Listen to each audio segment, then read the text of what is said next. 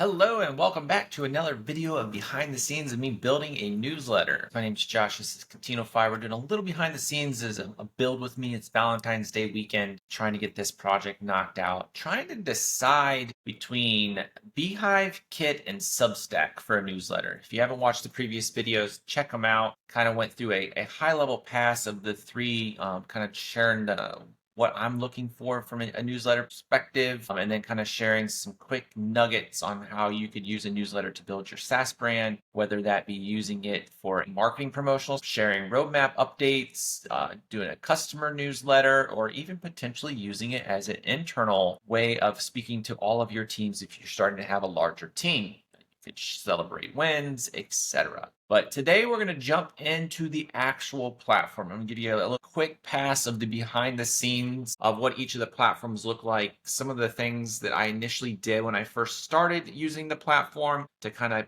prep me to get ready to start building and get a forward facing landing page that people can start subscribing to the newsletter. If you want to subscribe to the YouTube channel, but also the newsletter, the links will be in the description. Beehiiv also has an affiliate program where you will obviously quick nudge. Obviously, we're doing these in alphabetical order. There's no favorites, but Beehiiv will be first. The affiliate program that I am a part of gives you guys a couple perks when you sign up through my affiliate link. So be sure to click that link in the description if Beehiiv is the route that you guys want to go. But yeah, without further ado, let's just jump into the platform and kind of give you a little high level pass of what things look like. Go ahead and share my screen. So as you first land on someone's newsletter, there's a way that you can kind of do a gate that you can suggest that people have to subscribe to be able to get access to your newsletter. You could also just make it forward facing, wide open, that people can just kind of come and view. They don't necessarily have to subscribe if they don't want to. You can kind of go both routes. For me, it's like I definitely wanted to start making people subscribe so I can get an idea of who they are. Hopefully, I'll get actual business emails and not personal emails like Gmails and Outlooks. Not sure if you can force somebody to use a business email with Beehiiv. Is something I want to look into because it would be nice to know who I'm talking to. Obviously, once the newsletter starts getting built out, I can embed surveys and things into the newsletter itself so that I can start collecting additional detail on who people are. But it seems that the initial subscription, you're either just wanting an email or an email and first name. So diving into the back end, this is what you see when you first jump into your dashboard. You kind of get an idea of what's going on. You have your quick links if you want to send a sign up page or you just want to push someone directly to the newsletter itself. You have a little bit of a gamification that hopefully you're going to try to get a streak and see how many of these newsletter posts you can share. You have a whole plethora of tutorials that kind of share how to build a newsletter, how to get visibility, how to promote your newsletter, all of the bells and whistles. Beehiiv is very well done in that aspect of if you're new to newsletters and wanting to learn, there is a crazy amount of content that they've created that shares best practices. They remind me a lot of HubSpot, where there's probably a video or a post for everything, at least in their niche. So pretty cool. On the left-hand side, you can see that we have our stats. We can monetize, we can grow with referral links and recommendations, magic links, and the CPL option where we can do the boosts. It's all part of the paid version though, so you have to at least go pro to get access to that. You can come in here and get an idea of all of your audiences. You can do your polls and surveys. You can create subscribe forms so that you can embed something on your website that people can subscribe to your newsletter from. And then as you're building polls and surveys and starting to understand who you're engaging with, you can start segmenting those contacts out so that you can in the future potentially share different things with different people. And it also allows you to kind of get an idea of who's actually in your newsletter and viewing it so that you can kind of tailor your content as you start to realize who the reader is versus kind of just sharing what you want to share from your perspective or kind of being a little broader at the beginning. You can kind of start to hone in on your audience and really start building stuff that's really tailored and personalized for them, which will only make things even better. From a design standpoint, you have your website builder. That's the initial gate that you can control what that looks like. You can build out all of your how you want the navigation to look, all your typography, the global colors so that everything matches your brand, how you want the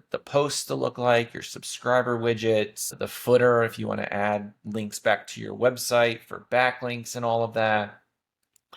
Then you have your layouts, and then you have your settings. So I haven't really filled out any of this yet with all the retracking pixels. I did go in there. They have SEO. You can embed your social links, email captures. So as people are on the newsletter, you can kind of do pop-ups. It's like, hey, you haven't subscribed. Here's a quick way. You can add comments. You can get notifications. And then, of course, the recommendation widget that you can embed on your website. You get a lot of control of what this looks and how it feels. So you're not kind of cookie cuttered and you can't put your own little like flavor on it. So one of the first things I did when I jumped in here is that I went into design, and you can do the newsletter builder. And from this point, you have a good amount of control over what your newsletter is going to look like, from the background, the body text, the header text, the email headers, the footers, the buttons, if you want to do content breaks. And then as you're tailoring all of this, you kind of get to see what it's going to look like on the right-hand side. So you can kind of match your brand look and feel from a colors perspective. Unfortunately, there isn't a lot of fonts, and it doesn't seem that you can import fonts, but they do have a good amount of them in here. So it's not like you're stuck with Times New Roman. Lucky for me, one of my main fonts is in here, so I could at least do the headlines, but I unfortunately had to pick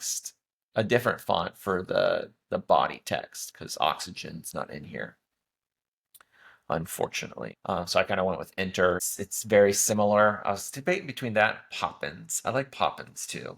But yeah, you have a customization. You can figure out all your padding, your font colors, your weight, spacing, the whole kit and caboodle, so that you can kind of get an idea of what you want your newsletter to look like. And then of course you can save that. And then the other thing that's nice is that when you're building these newsletters, you typically use the same feel.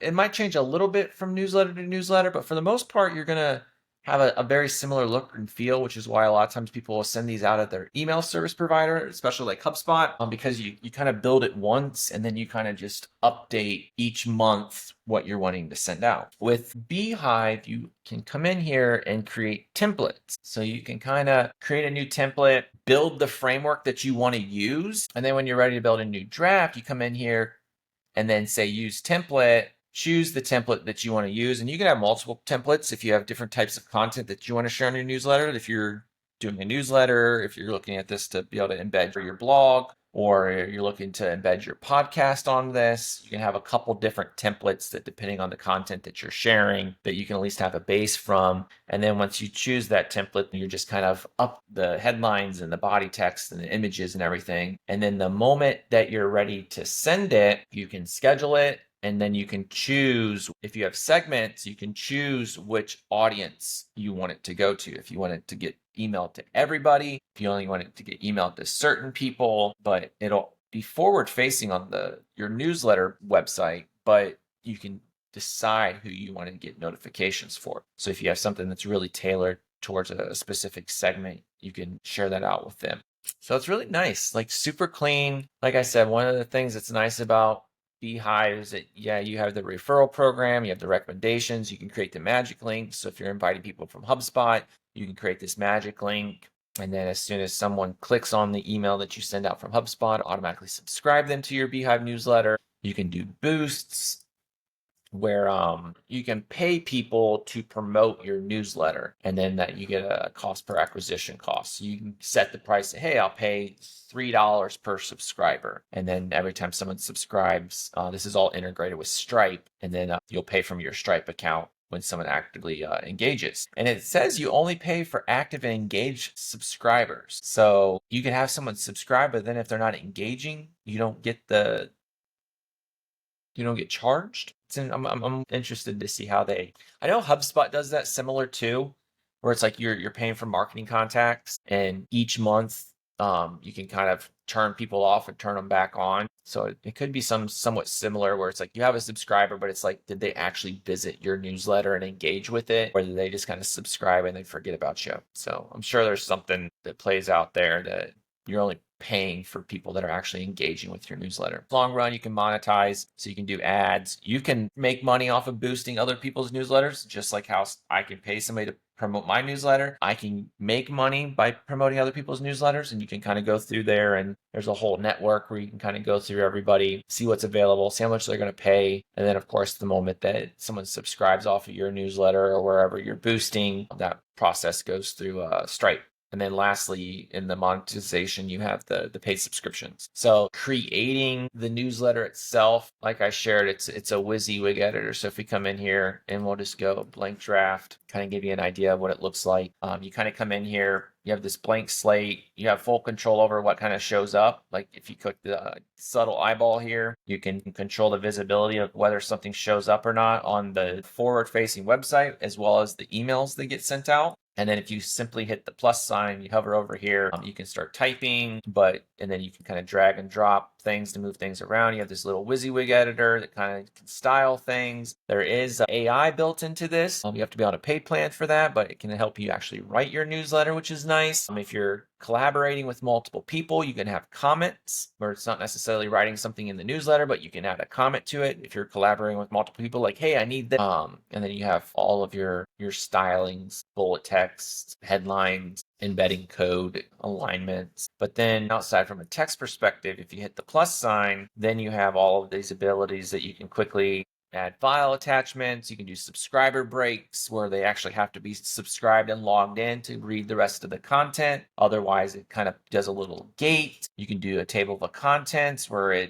every time you use a headline, it'll take that headline and create a table of contents, but then you also have control over the contents of like what headlines you want to show. And it creates anchors for all of the headlines. So you can kind of like jump through the newsletter really quick. Tables, buttons, images, block quotes, headlines. You can embed stuff from Twitter, TikTok, Instagram. You can embed YouTube videos, audio files, footnotes. And then from a premium perspective, you have the AI writer, you have your paywall break. If you're making a paid version of your newsletter, you can do the referral programs where it's like, I'll refer you, you refer me. You can actually create AI images. So that could be interesting if you're needing an image really quick, just use AI for it. And then on the paid version, then you can also do the polls and also RSS feed that if you're wanting to do like a newsletter where you're like, here's all the blogs that we wrote this month, you can embed your RSS feed and quickly bring those all in. So you don't have to like copy and paste off your website. You can just embed the RSS feed and then it'll pull in your image and headlines and meta descriptions and all of that. So super nice, super easy to use. Like I said, it's super clean. At any point that if you're building something and you want to quickly use this as a new template, you can just kind of hit this save file up here and you can save it as a template for going forward. You can see all of your comments. You can see all your revisions.